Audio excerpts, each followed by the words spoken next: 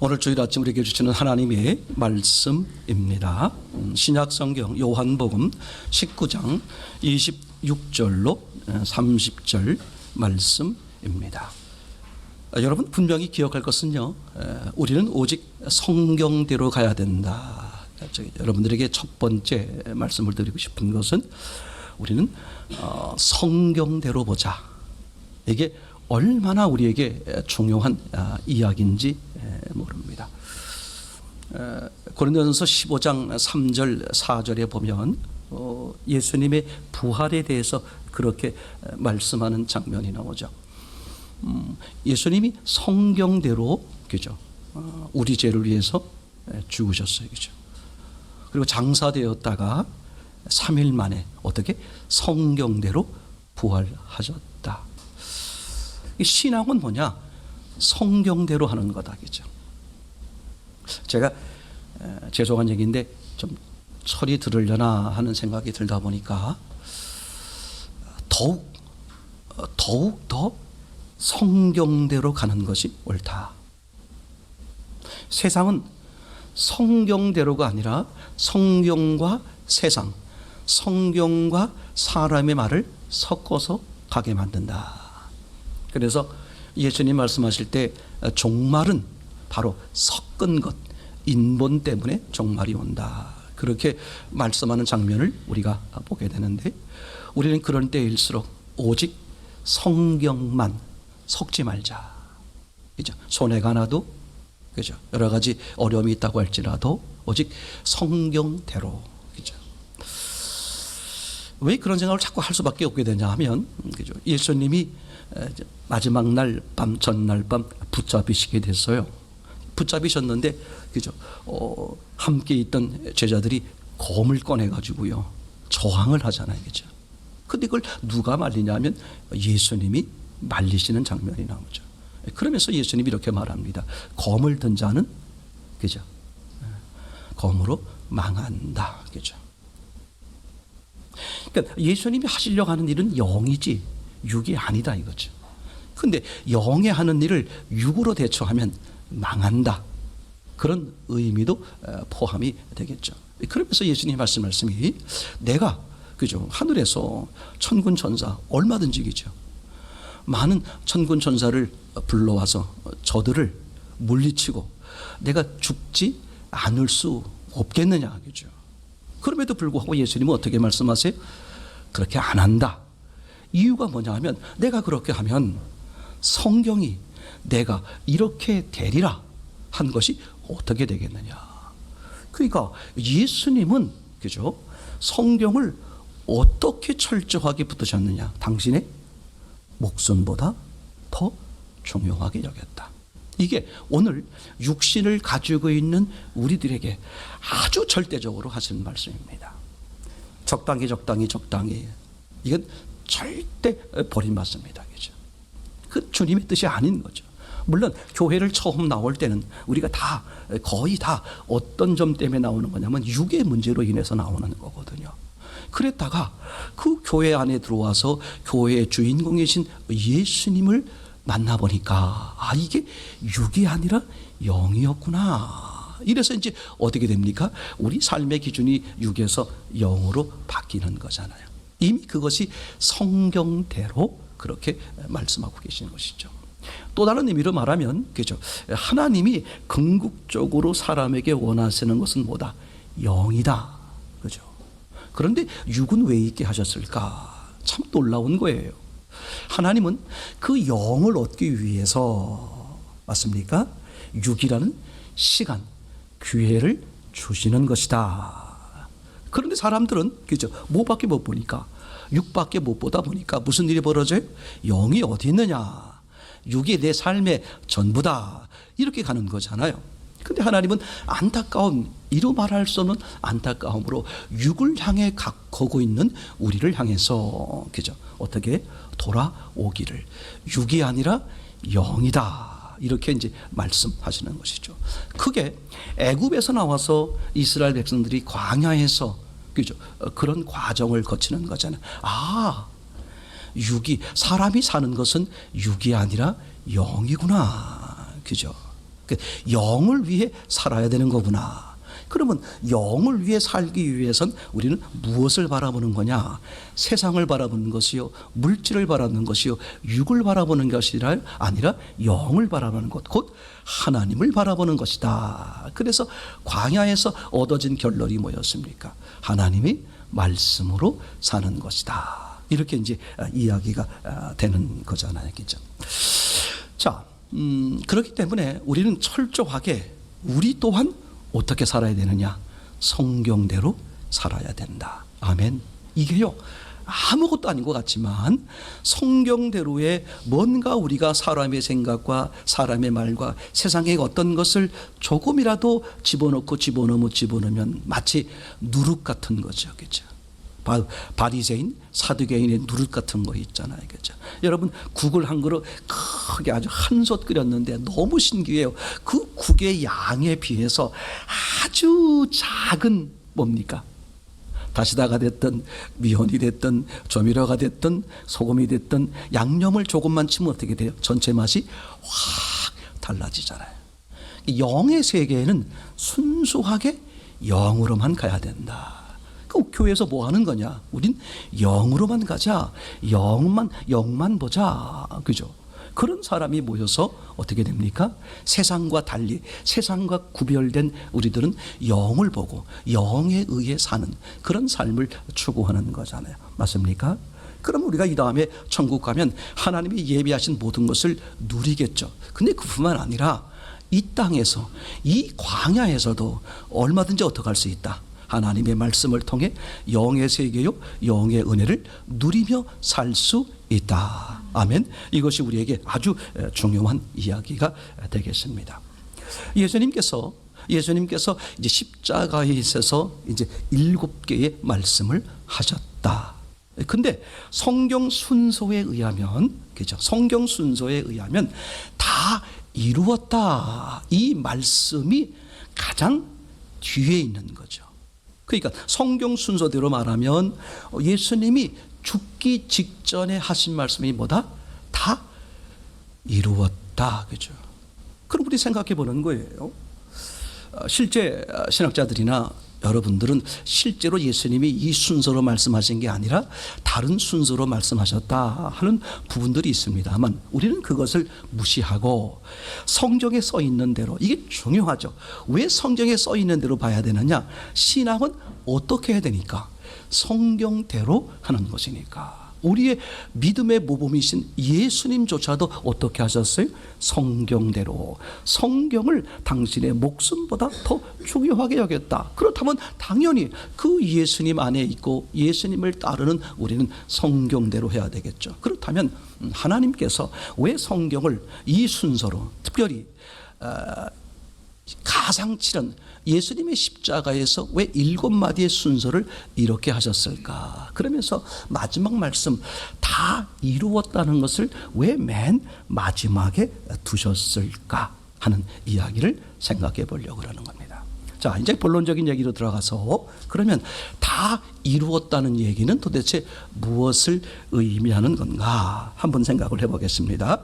30절 말씀을 같이 읽어보겠습니다. 예수께서 신포도주를 받으신 후 가라사대 다 이루었다 하시고 머리를 숙이시고 영혼이 돌아가시니라. 그죠? 그러면 예수님께서 죽기 직전에 마지막으로 하신 말씀이 다 이루셨다는 거예요. 그러니까 다 이룬 것을 보시고 어떻게? 이제 죽으신 거야. 그러니까 예수님은 다 이루시기 위해서 오신 것이고 다 이루시니까 가셨다. 이런 이야기가 되겠죠. 그러면 예수님이 다 이루신 게 뭘까? 우리가 성경 전체를 통해서 결론적으로 말씀을 드리면 구원이다.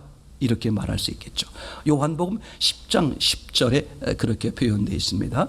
예수님이 이 땅에 오신 목적이 뭐다? 무엇을 위해서? 생명을 위해서, 생명을 풍성케 하기 위해서다. 이렇게 분명히 말씀하는 거죠. 그러니까 생명을 주기 위해서다. 아멘. 자, 그러면 예수님이 오셔서 다 이루셨다 이렇게 되셨으니까 한번 처음부터 한번 생각을 해보자는 말이죠. 그죠? 자, 우선 먼저 생각할 것은 하나님의 형상 창조, 사람을 어떻게 만들었어요? 하나님의 형상으로 창조했습니다. 그렇죠? 그걸 다른 말로 말하면 창세기 2장 7절에 생령 이렇게 되는 거죠. 하나님의 영과 사람의 영이 어떻게 되는 거예요? 한 몸 하나로 계시는, 이걸 다른 언어로 표현하면 생명연합 이렇게 말할 수 있겠죠. 사람에게 무엇이 임한 겁니까? 하나님의 생명이 임한 것. 이걸 뭐라고 말한다? 이걸 영생이요 구원이요, 그죠? 이런 사람을 가리켜서 성경은 하나님은 사람이다 이렇게 이야기하는 거잖아요. 그런데 인간의 욕심과 사단의 개입을 통해서 어떤 일이 벌어졌습니까? 그런 하나님의 형상이 깨지고 말았죠. 다시 말하면 생명연합이 깨진 거예요. 구원을 상실하게 된 것이죠. 자, 조금 또 다른 관점에서 한번 생각을 해보겠습니다. 사람을 향하신 하나님의 창세전의 계획, 에베소서 1장 4절 이하에 아주 명쾌하게 기록되어 있습니다만, 창세 이전에 이미 하나님은 사람들을 어떻게 만들었다? 흠없고 거룩하게 하셨다. 다시 말하면 하나님의 사람으로 이미 정하셨다. 그래서 예수 그리스도를 통하여 하나님의 자녀가 되게 하셨다. 이렇게 말씀을 하고 계시는 것이죠. 자, 그러면 이제 한번 생각을 해보는 거예요. 이렇게, 그런데 어떤 일이 벌어졌느냐? 그죠? 그렇게 하나님의 계획대로, 그런 에베소서 1장 4절 이하의 계획대로 하나님이 세상을 창조하시고, 그죠? 사람을 포함한 세상을 창조하시고 창조를 마치셨어요. 마치시고 일곱째 날 어디에 들어가셨다? 안식에 들어가셨다. 다시 말하면 하나님의 계획에 따라서 하나님의 형상으로 창조된 사람은 어디에 들어가게 된 거다? 안식에 거하게 된 거다. 그죠? 그 안식은 하나님과 함께하는 것이요, 영원한 생명이요, 영원한 평안이요, 그죠? 영원한 자유요. 이로 말할 수 없는 성경에 표현되어 있는 복의 모든 것들을 표현하는 그런 언어로 안식이다 이렇게 말할 수 있는 것이 되겠죠. 근데 동일하게 그런 사람의 욕심과 사단의 개입을 통해서 무슨 일이 벌어졌다고요?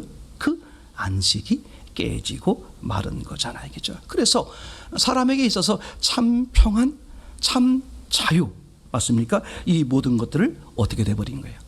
잃어버리게 된 거죠. 너무 놀라운 사실은 이것 또한 이미 창세 전에 하나님이 아셨다. 그래서 그런 사람들, 안식이 깨지고 생명연합이 깨진 사람들을 구원하시려고 하시는 하나님의 계획이 언제 정해졌다? 미리 계획되고 미리 정해졌다. 아멘. 그죠?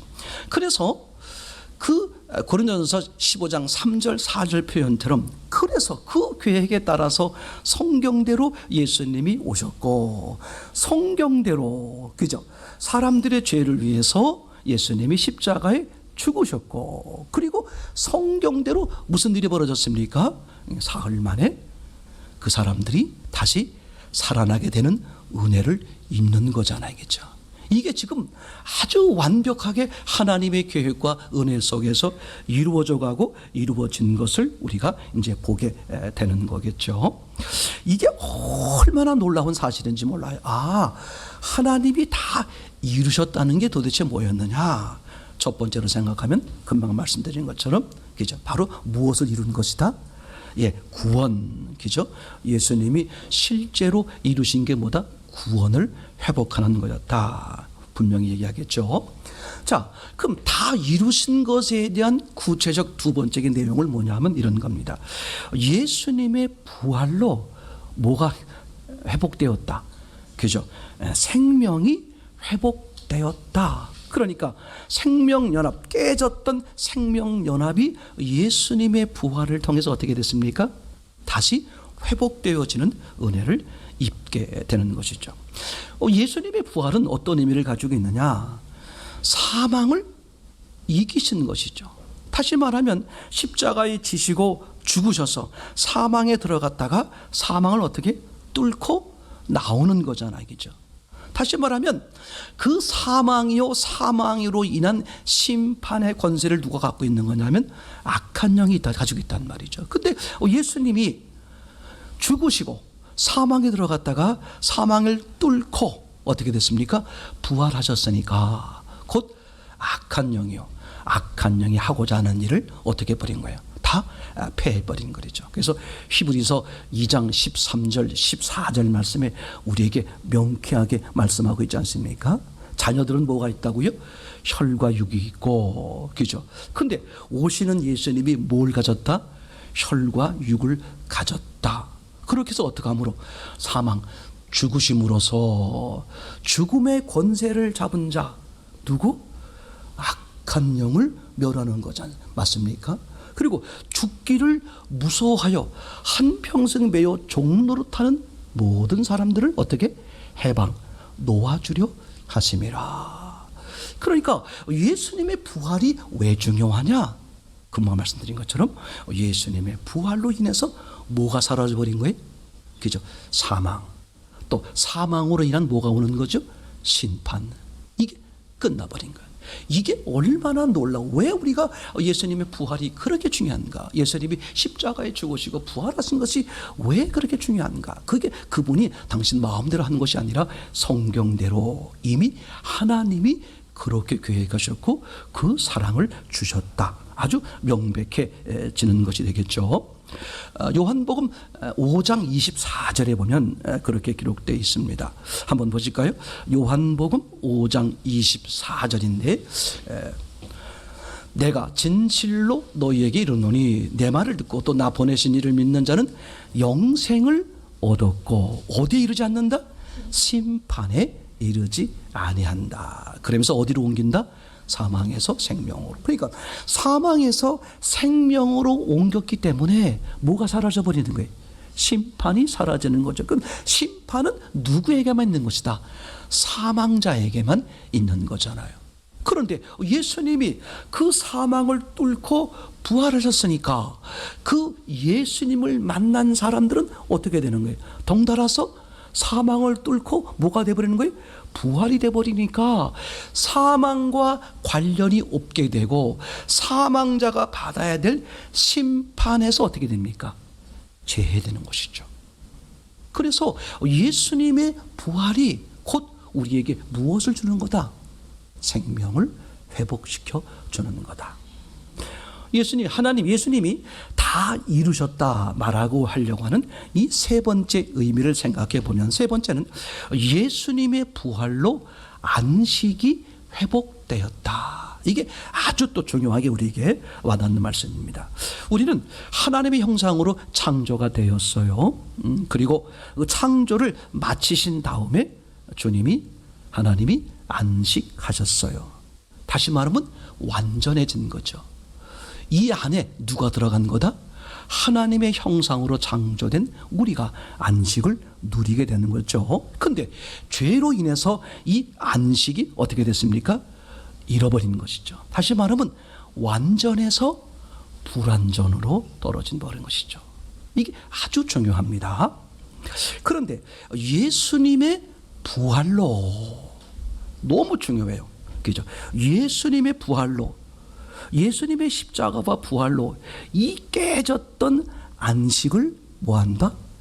회복시키셨다. 자, 이제 마태복음 28장 1절을 한번 같이 유심히 보겠습니다.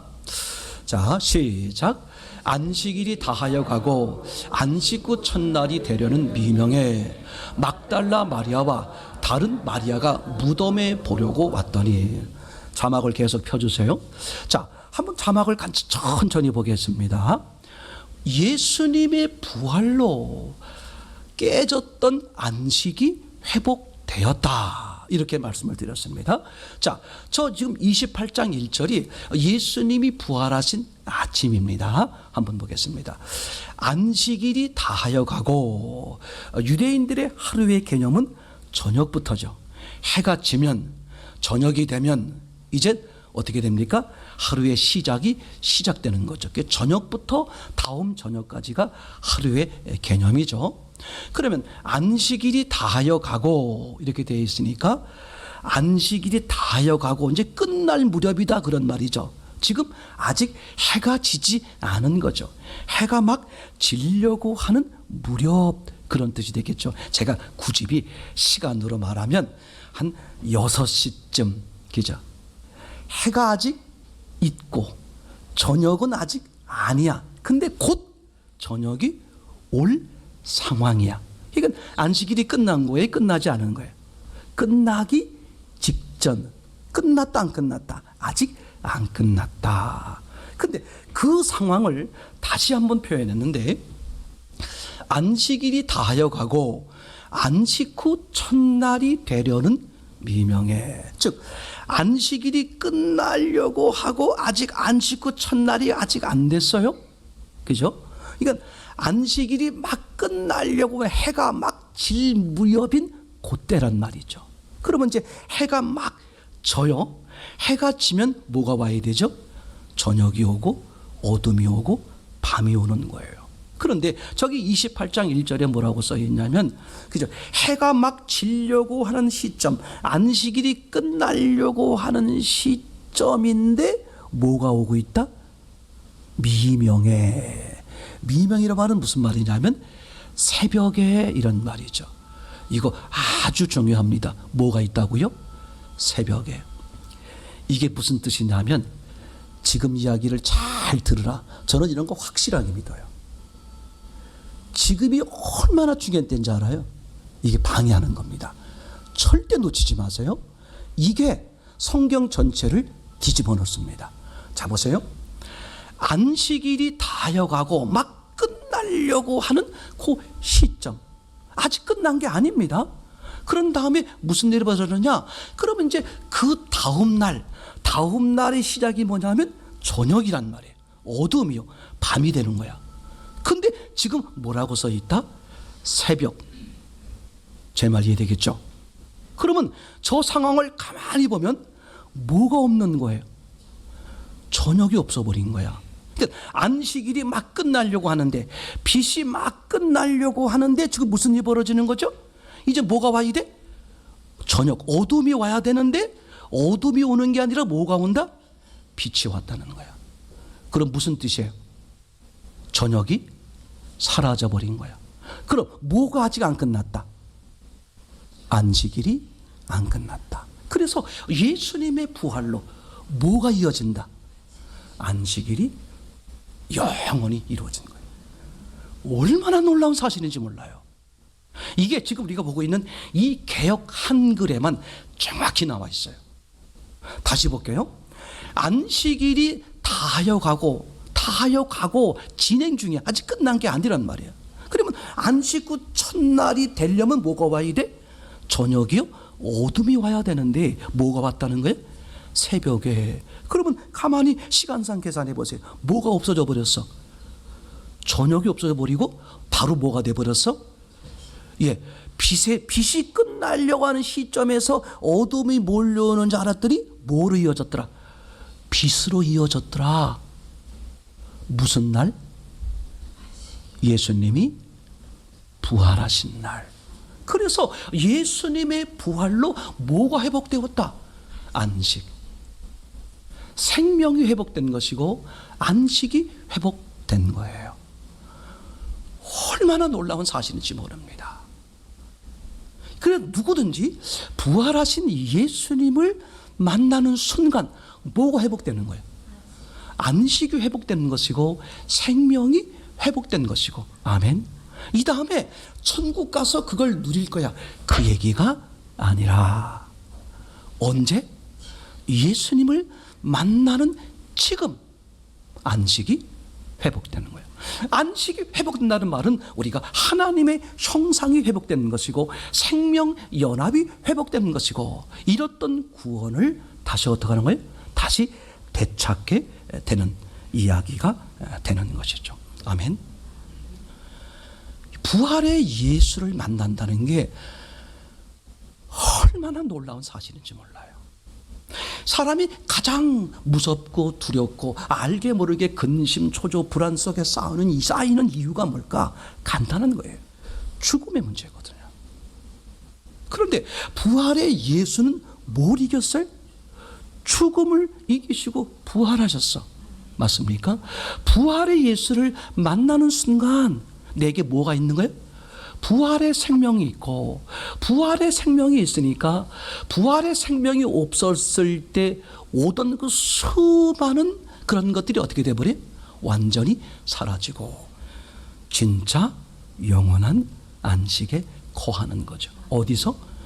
천국뿐만 아니라 이 땅에서, 광야 같은 이 땅에서. 그래서 이스라엘 백성들이 그 광야, 험악한, 사람들이 봤을 때 가장 험악한 삶임에도 불구하고 하나님의 말씀을 따르는 사람들은 뭘 누렸다? 참 평안, 안식을 누린 거죠. 자, 결론을 말해보겠습니다. 그러면 예수님이 다 이루셨다. 뭘 이루셨다? 안식을 회복한 거요. 그 다음에 뭘 회복했어요? 생명연합을 회복한 거예요. 하나님의 형상을 회복한 것이다. 아멘. 이 예수를 뭐만 하면? 만나기만 하면. 헌금을 얼마나 많이 했느냐? 교회를 얼마나 다녔느냐? 그리고 무슨 봉사와 무슨 헌신을, 사람이 깨끗하냐 깨끗하지 않냐, 착하냐 안 착하냐, 아무 상관없이 부활의 예수를 받아들이기만 하면. 아멘. 자, 그런데 이제 예수님께서 지금 이 30절에 다 이루셨다 선언을 하셨어요. 그러면 왜 하필이 이때 다 이루셨다고 말씀하셨을까? 그 앞에 무슨 사건이 있었길래 여태 내둔 가만히 계시다가 이때 와서요, 다 이루었다. 왜 이 말씀을 하셨을까? 그죠? 그 앞을 잠깐 이제 보면 좋겠습니다. 28절을 보겠습니다. 28절이 이렇게 기록되어 있습니다. 이후에 예수께서 모든 일이 이미 이룬 줄 아시고 성경을 응하게 하려 하사 가라사대 내가 목마르다 하시니. 다 이루셨다고 선언할 때 28절에서 뭘 봤다는 거야? 다 이룬 줄 아시고. 누가 하셨어요? 예수님이 다 이루어졌구나. 내가 이 땅에 와서 이루려고 한 이 하나님의 계획이 다 이루어졌구나. 이걸 보시고 다 이루었다. 그러면 28절에서 다 이룬 줄 아시고 뭘 보셨을까? 26절, 27절을 보셔야 되겠죠?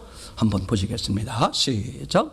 예수께서 그 모친과 사랑하시는 제자가 곁에 섰는 것을 보시고 그 모친께 말씀하시되 여자여 보소서 아들이니라 하시고 또 그 제자에게 이르시되 보라 내 어머니라 하신데 그때부터 그 제자가 자기 집에 모시니라. 이 장면을 보시고, 좁은 의미로 말하면 이 장면을 보시고, 넓은 의미로 말하면 예수님이 저 앞에서부터 하신 모든 것들을 보시고, 이런 얘기가 되겠죠. 그런데 함축적으로 오늘 이 장면을 보시고 예수님이 다 이루었구나. 그래서 다 이루셨다. 그러면 왜 이 모습이 다 이룬 모습일까? 이거 보세요. 예수님이 십자가에서 이렇게 말합니다. 지금 그 처참한 십자가 밑에 누가 있다고 기록되어 있어요? 너무 놀랍습니다. 엄마 마리아와 그리고 누가? 요한. 이게 다른 복음서에는 기록되어 있지 않아요. 어디에만? 요한복음. 요한복음의 출발이 뭡니까? 말씀이 있었고 말씀이 하나님이시고 그 하나님이 빛으로 오셨고 드러내신 분이 예수 그리스도다. 아멘. 그러니까 요한복음은 철저하게 마찬가지지만 예수님이 하나님으로서 처음부터 이렇게 일하시는 장면으로 표현되어 있는 것이죠. 그런데 지금 하나님이신 예수님이 십자가에 처참하게 죽어가시는 그 장면에 누가 지금 십자가 밑에 엎드려 있다? 성경은 딱 집어서 마리아와 요한, 다른 제자들은 아니고 마리아와 요한이다. 이렇게 말씀을 하고 계시죠. 자, 이 점이 아주 중요합니다. 그때 예수님이 그 어머니에게 이렇게 말합니다. 여자여, 보소서 아들입니다. 요한을 가리키면서 여자여, 보소서 아들입니다. 이때 예수님이 이런 단어를 썼어요. 여자여, 구나이, 이런 말인데, 이건 이미 예수님이 어디서 사용했냐 하면, 그죠? 요한복음 2장에 가나의 혼인잔치에서 예수님이 그런 언어를 썼어요. 포도주가 모자란다. 예수님이 말씀하시니까 예수님이 그 어머니에게 이렇게 말했어요. 여자요, 그죠? 나와 무슨 상관이 있느냐? 이게 요한복음에만 기록되어 있어요. 무슨 얘기냐 하면 이런 뜻입니다. 지금 어머니 마리아는 이 예수님을 무엇으로 보는 거예요? 당신이 10달 동안 안고, 그죠? 아프면서 안고 기른 그 자기의 아들로 보는 거야. 근데 예수님은 대뜸 뭐라고 그래? 여자요. 이거는 상대를 무시하는 게 아닙니다. 이런 뜻입니다. 여자요, 나는 하나님이고 너는 사람이다. 이런 얘기 하려고 그러는 거예요. 근데 동일하게 지금 여기서도 이 십자가에서 예수님이 그렇게 말씀하시는 거야. 그죠? 지금 이 엄마 마리아에게 뭐라고 말한다고요? 여자요. 이렇게 이야기를 하고 있다. 왜 이런 말씀을 하셨을까? 이거 보세요. 예수님을 가장 사랑한 사람의 대표 두 사람을 뽑으라 그러면, 그죠? 뗄래야 뗄 수 없는 사람의 대표가 누구냐면 엄마 마리아죠. 자기 뱃속으로 10달을 품었다가 낳아서 길렀으니, 그죠? 인간적으로 말하면 가장 어떻게 돼요? 사랑하는 사이가 엄마죠. 그리고 제자들 중에 대표적으로 예수님과 가장 인간관계가 깊었던 사람이 누구야? 요한이에요. 그죠? 이 요한이, 그죠? 그런 장면이 나오곤 그러는 거죠. 어떻게 합니까? 그 예수님의 품에 있었다. 그죠? 성경에 그렇게 표현되어 있어요. 그래서 베드로는 그 예수님과 가장 가까웠던 요한을 가리키면서 얘는 어떻게 되겠습니까? 이렇게 물을 정도로 요한은 예수님과 인간적으로 아주 그냥 끈끈한 그런 모습을 가지고 있는 것으로 성경에 기록되어 있는 것이죠. 자, 그런데 그 인간적으로 예수님을 가장 사랑하는 그 두 사람이 어디 있는 거예요, 지금? 처참한 십자가 밑에. 얼마나 처참하겠어요. 자신의 힘으로 아무리 해도 이 예수를 해결하고 도와줄 수 없는 그 처참한 아픈 마음으로, 그죠? 밑에서 울고 난리가 났겠죠, 그죠? 자, 그러면 생각을 해보는 거예요. 그 예수님이, 그죠? 엄마에게 여자요, 아들입니다. 이게 인간적인 말이냐 이거죠. 인간적인 말이면 이런 겁니다. 이제 당신이 죽게 됐어요. 근데 우리가 누가 남았어? 어머니가 남았어. 얼마나 치근해. 그래서 이제 어머니, 여기 아들입니다. 내 대신 아들 삼으세요. 야, 네 엄마다. 그러니까 무슨 얘기냐? 우리 엄마가 불쌍하게 됐으니 요한아, 네가 좀 우리 엄마를 봉영하고 효도하고 내 대신 좀 잘 섬겨달라. 인간적으로 보면 그런 얘기가 되겠죠. 근데 이게 요한복음이란 말이에요. 요한복음에서의 예수님은 철저하게 어떤 모습이다? 하나님으로서. 그러니까 그런 육적인 얘기하려고 하는 것이 아니라 영적인 이야기를 하려고 하는 것이죠. 더 확실한 근거가 뭐냐 하면 예수님이 붙들려 가지고 끌려가실 때 저 갈릴리에서부터 많은 여인들이 쫓아왔어요. 그죠? 쫓아와서 따라오면서 어떻게 합니까? 엉엉 우는 거야. 그 여인들이 왜 울었을까? 불쌍한 예수님 때문에. 맞습니까? 누가복음 23장 28절 29절에 보면 이렇게 써 있습니다. 그렇게 끌려가는 예수님을 보면서 엉엉 우는 거예요. 그럴 때 예수님이 뒤돌아보면서 고맙다, 나를 그렇게 위해 주니 감사하다, 그렇게 말한 게 아니야.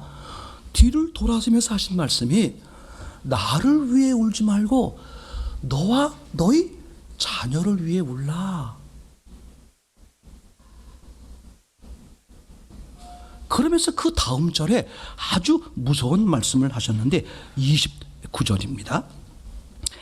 사람들이 보라, 날이 이르면 사람들이 수태 못하는 이와 해산하지 못한 배와 먹이지 못한 젖이 복이 있다 하리라.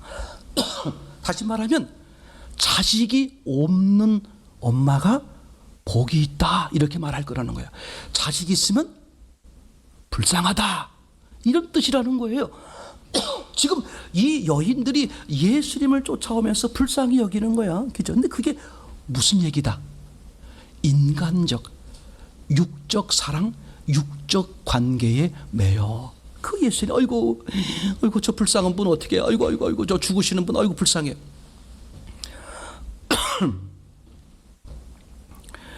예수님이 마태복음 24장 19절에 이렇게 말했습니다. 그날에는 아이벤 자들과 젖먹이는 자들에게 화가 있으리로다. 뭐가 화가 있다고? 아기를 가진 자. 그래가지고요, 어떤 이단 종파에서는 이 말씀 때문에 언제 예수님 오실지 모르니까 뭘 안 가져? 아이를 안 가져. 얼마나 무서운 얘기예요. 이게 무슨 뜻이냐면 전혀 그런 뜻이 아니라는 거예요. 그죠? 출발점 자체가 너희들이 지금 울고 불고 애처로워 나를 쳐다보고 있는데 그게 어느 관점이다? 육의 관점이요, 사람의 관점이요, 인간적 관점이다. 오늘 내가 너희와 관계를 회복하려고 하는 것은, 하나님이 너희와 관계를 회복하려고 하는 것은 그런 육이요 인간적 관계를 회복하려고 하는 것이 아니라 영의 관계를 회복하려고 하는 것이다. 이 점이 아주 우리에게 이제 중요하게 와 닿습니다. 이제 그러면서 영적인 의미를 이제 말씀하려고 표현하는 것이죠. 지금 예수님이 어디 있는 거예요? 하나님으로서 십자가에 달려 마지막 말씀을 하시는 거예요. 그러면 당연히 뭘 얘기하겠습니까? 하나님으로서 가장 중요한 말씀을 하려고 하는 거겠죠. 그죠? 그런데 이 십자가 밑에 있는 이 두 사람, 마리아, 누구죠? 예수의 어머니, 그리고 육신적으로 가장 가까운 사이죠. 맞습니까? 부모는 그런 거잖아요. 자식을 위해서라면 목숨이라도 아깝지 않다. 뗄래야 뗄 수 없는 가장 최고의 관계가 부모 자식 간의 관계 아니겠습니까? 지금 이제 그런 마리아가 지금 예수님의 십자가 밑에 있는 것이고, 또한 요한 기죠. 제자들 중 가장 육신적으로 가까웠던 사이. 요한복음 13장 28절에 이렇게 말합니다.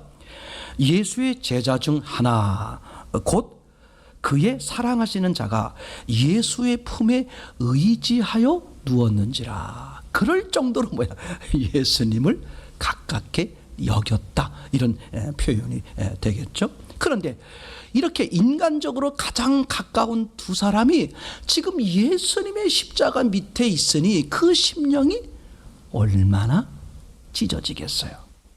그렇게 사랑함에도 불구하고 자기들이 해줄 수 있는 것은 뭐야? 아무것도 없다. 즉 무력한 자신의 모습을 보는 것이고, 가장 불쌍한 예수의 모습을 보는 거죠. 어떤 눈으로? 인간적이요, 육의 눈으로 보는 거죠. 제 말이 이겠죠. 다시 말하면 가장 심령이 깨진, 약한, 연약한, 즉 가난한 심령이 돼 있는 거죠. 그죠?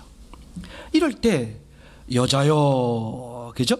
당신은 사람이고 나는 하나님이다. 즉 사람의 시각이요, 인간적인 정의요, 그것 때문에 마음이 슬퍼하면서, 근데 그것을 어떻게 해야 된다?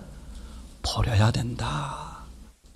신앙의 관계는 영적인 관계지 육적인 관계가 아니다. 교회에서 많은 사람들이 수십 년을 다님에도 불구하고 여전히 여기서 헤어나오지 못하고 있는 거예요. 이걸 마치 그럴듯하게 여기는 거야. 그래서 자기 느낌이나 자기 감정이나 자기 기쁨이나 자기 어떤 황홀이나 이것을 기준하여 마치 그게 신앙인 양 얼마든지 착각에 빠져서 전혀 영의 예수님과 아무 상관없이 육의 예수님을 쫓다가 인생을 마감하는 사람들이 얼마나 많은지 몰라요. 이거 우리가 그죠? 복음서를 나누면서 이 이야기를 얼마나 나누었는지 몰라요. 그죠? 회당장이라고 말할 수 있는 그 당시에 회당장 그러면 대표적으로 어떤 인물이에요? 신앙의 대가요. 그죠? 누가 봐도 인정할 만한 그런 사람임에도 불구하고 당신의 아이가 죽어갈 때에 예수님을 초대하는데 어떡합니까? 집에 오셔서 손을 얹어 기도하면 우리 아이가 낫겠습니다. 예수님을 초대한 건 잘했는데 어떤 예수? 시간과 공간에 제한받는 육신의 예수. 그 상태로 끝난다면 이것은 아웃인 것이죠. 우리의 수많은 기도가 올라가다가 떨어지는 이유가 뭐냐? 육의 문제를 해결해 주십시오. 올라가다가 떨어지는 거예요. 어떤 형제가 아니 아버지가 돌아가셨는데 우리 형이 재산을 다 차지했습니다. 어떻게 이럴 수 있습니까? 이거 좀 어떻게 얘기해 주십시오. 예수님이 그 사람을 혼내죠. 내가 육을 위해 온 게 아니라는 거예요.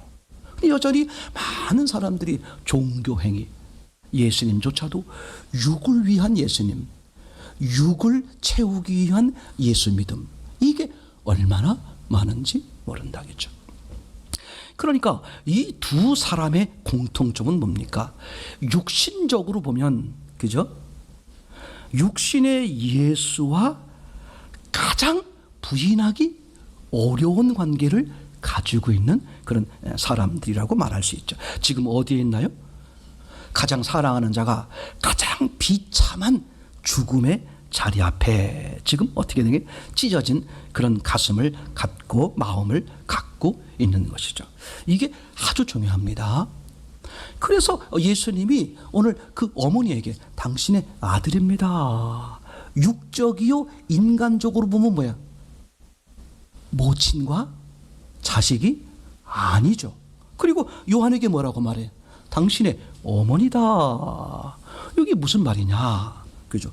예수님이 실제 이런 일이 있었습니다. 예수님이 제자들과 함께 말씀을 나누고 있는데 바깥에서 예수님의 가족이 찾아왔어요. 어떤 사람들이 얘기합니다. 저기 선생님, 저 어머니와 동생들이 찾아왔습니다. 예수님이 그 자리에서 대뜸 말합니다. 누가 내 모친이며 누가 내 동생이냐? 뭐라고 말해? 내 모친과 동생을 보라. 누굴 가리켜요? 예수님과 함께 있는 제자. 그죠? 하나님의 말씀을 따르는 자가 뭡니까? 내 모친이고 내 형제고 내 가족이다. 즉 하나님이 맺고 싶은 새로운 가족은 육의 가족이 아니란 말이에요. 악한 영이 가장 공략하는 게 이거예요. 육의 가족에, 육의 관계에 매이고 그걸 벗어나지 못하게 하는 거예요. 이게 얼마나 무서운 사실인지 모릅니다. 오늘 하나님은, 그죠? 하나님의 자녀 어떻게 되는 거야? 하나님을 받아들인 사람. 육에 아무 관련이 없어도 하나님을 받아들이는 사람은 어떻게 됩니까? 하나님의 자녀. 새로운 가족, 맞습니까? 새로운 관계, 즉 영적 가족이요 영적 관계를 맺고 싶은 거잖아요. 맞습니까? 그래서 보소서 아들입니다. 보라 내 어머니라. 그랬더니 바로 무슨 일이 벌어졌습니까? 이렇게 말하죠. 그때부터 그 제자가 자기 집에 모시니라. 무슨 뜻이에요? 육적인 가족이 아니라 영적인 가족이 맺어진 것을 보시고 다 이룬 줄 아시고 다 이루었다. 여러분의 개개인의 삶에서 예수님이 다 이루었다 이렇게 선언할 수 있기를 바랍니다. 그건 다 이룬 것을 보셔야 돼요. 그게 뭐냐?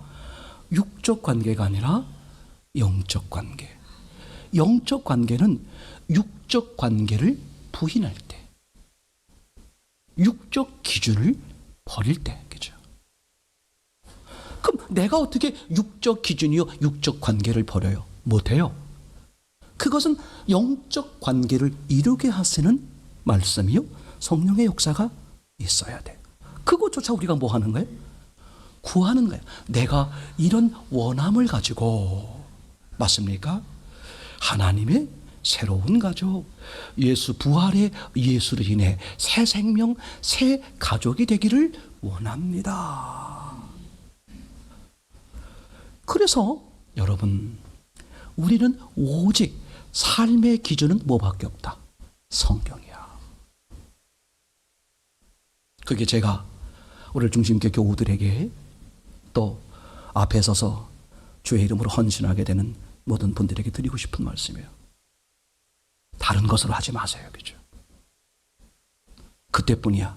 아니, 그때뿐이 아니라 오히려 영의 일을, 하나님의 일을 방해하는 거죠. 수많은 후유증이 생기곤 합니다. 오직 우리는 어디 집중하는 거예요? 말씀에 집중하는 거야. 제가 이런 고백을 했습니다. 제가 성경을 놓고, 제가 말씀을 놓고, 제가 요리사가 되곤 했다. 이 말씀을 가지고, 이 성경을 가지고, 이걸 어떻게 할까? 어떻게 하면 저분이, 저 사람들이 은혜를 받을 수 있을까? 제가 말씀을 뭐 하는 거예요? 이리저리 섞어서 뭐 하려고 그랬다? 요리를 했다. 거기다가 가미하고, 조미료를 치고, 볶고, 불맛을 내서 훨씬 더 맛있게 만들어줘야겠다. 감동과 과마가 있을수록 해야 되겠다. 이게 어느 날 100% 악한 영이 하는 짓임을 알게 됐어요. 왜?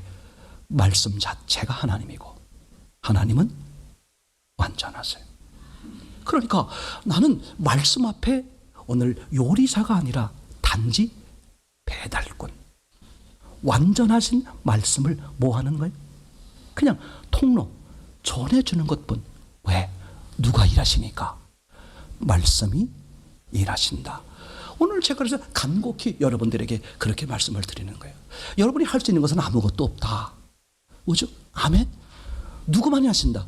하나님이요? 말씀만이 하신다. 그럼 우리가 할 일이 뭐냐? 말씀 앞에 나를 노출시키는 거다. 말씀을 사모하는 것이다. 맞습니까? 마태복음 13장에 보면 그런 얘기가 등장합니다. 씨 뿌리는 비유. 그죠? 말씀의 씨가 떨어졌는데 어디 떨어졌어요? 길가에. 새가 와서, 마귀를 상징하는 새가 와서 먹어버렸다. 그러면 이거 보세요. 길가에 떨어졌을 때 왜 새가 와서 먹어버렸을까? 씨가 어디를 들어가지 못했어? 땅속을 못 들어간 거야. 왜? 길가밭은 딱딱하니까. 부드러운 땅, 옥토에 떨어지면 들어갔다는 거야. 그래서 100배, 60배, 30배가 열렸다는 거야. 맞습니까? 내가 할 일이 뭐냐? 떨어지는 말씀, 주신 말씀을 어떻게 하는 거예요? 움켜쥐는 것. 움켜만 쥐세요. 그럼 말씀이 뭐 한다? 나를 지배하고 그분이 일하신다. 그분이 이루어놓으신 모든 것을 우리에게 주시고 우리로 누리게 하신다. 오직 성경. 우리 예전에 이런 말씀 했잖아요. Back to the Bible. 오직 성경으로만 살자.